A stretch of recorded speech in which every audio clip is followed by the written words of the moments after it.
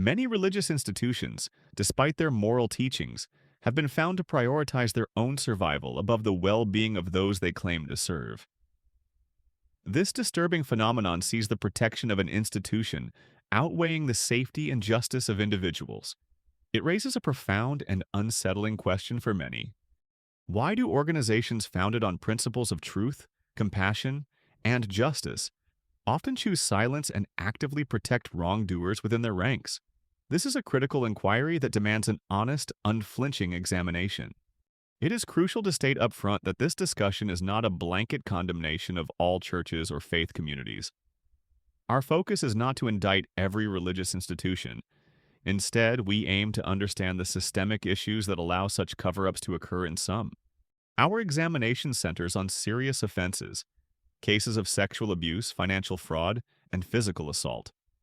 These are not minor transgressions, but criminal acts that have devastating, long-lasting consequences for victims and communities alike. A primary driver behind many church cover-ups is an overwhelming fear of scandal. Leaders often believe that public exposure of wrongdoing will irreparably damage the institution's reputation, leading to decreased attendance and financial instability. This fear can become paralyzing. The preference for internal handling of serious allegations stems from a desire to avoid public scrutiny. The hope is that by keeping matters quiet, the problem will simply disappear, preserving the church's outward image of sanctity and integrity. This approach, however, is deeply flawed. Silence, far from making problems vanish, often protects perpetrators and allows their harmful behavior to continue unchecked.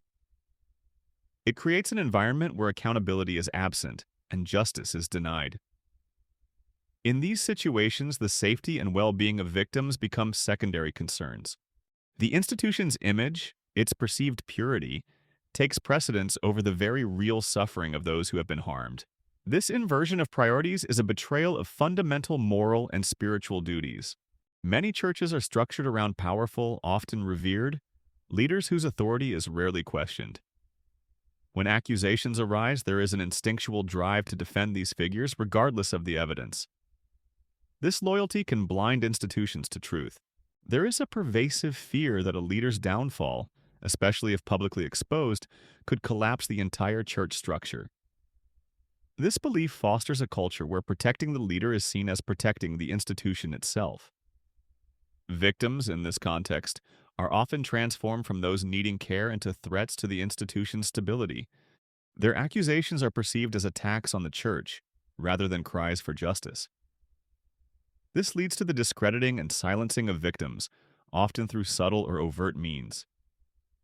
Victims may face immense pressure for reconciliation without justice. They might be warned against speaking out, told that their actions will harm the church or undermine faith. This manipulation further isolates and traumatizes those who have already suffered.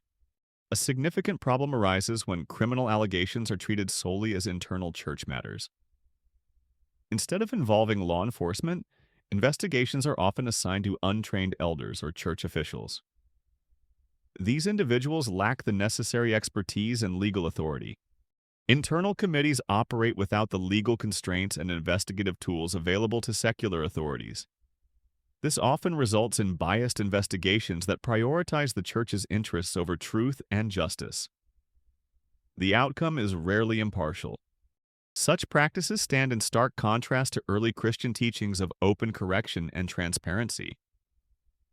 The idea that wrongdoing should be addressed openly, not hidden, seems to be forgotten in the pursuit of institutional preservation. This internal handling perpetuates a cycle of injustice. Leaders often harbor a deep terror that exposing wrongdoing will tear congregations apart. They fear that honesty about internal failures will lead to schism, loss of members, and a fractured community.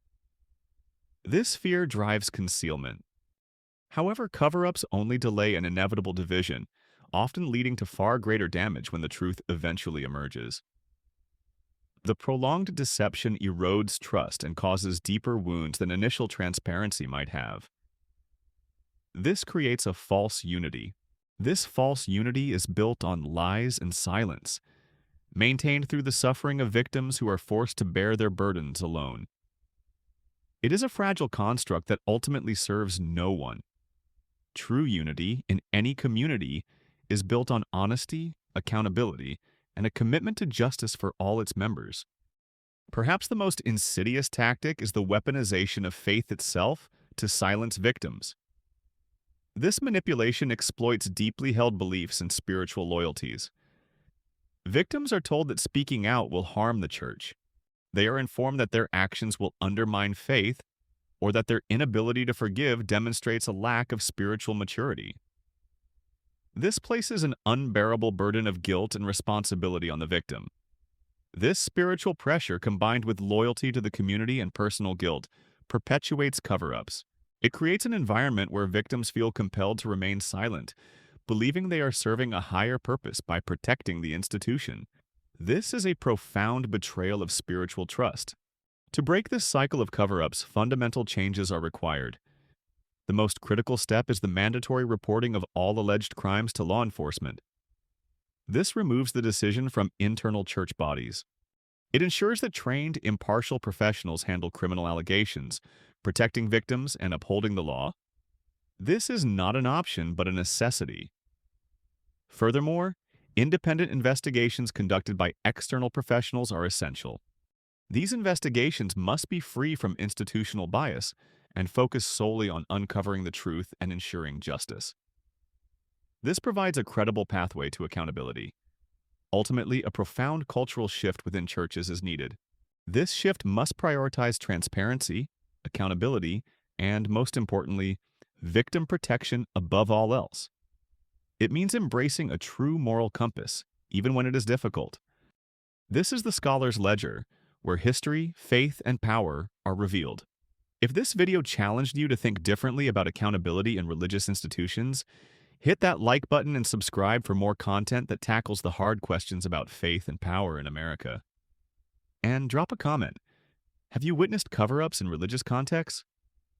What changes do you think need to happen? Let's keep this crucial conversation going. Until next time, remember, real faith demands real accountability. Truth should never be sacrificed on the altar of reputation, and the measure of any institution isn't how perfect it is, but how it responds when it fails.